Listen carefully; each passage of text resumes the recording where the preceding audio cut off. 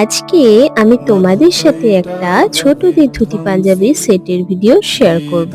আমি আমার প্রায় সব কলকার ভিডিওতেই একটা কমন প্রশ্ন পাই, কত নম্বরের কোন ব্র্যান্ডের তুলি ইউজ করছি। সরু কলকা করতে গেলে 00 000 তুলি ইউজ করতে হয়। তারপর নিজের হাতের কাজের উপর নির্ভর করছে কলকা কেমন হবে।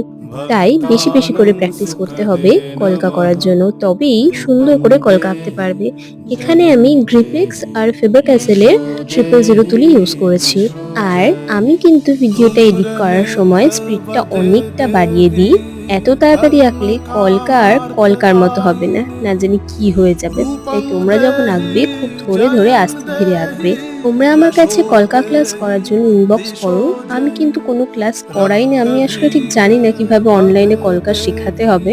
তাই সরি। তবে তোমরা কিন্তু জানিও এই ধুতি পাঞ্জাবি সেটটা তোমাদের কেমন লাগলো। বাই।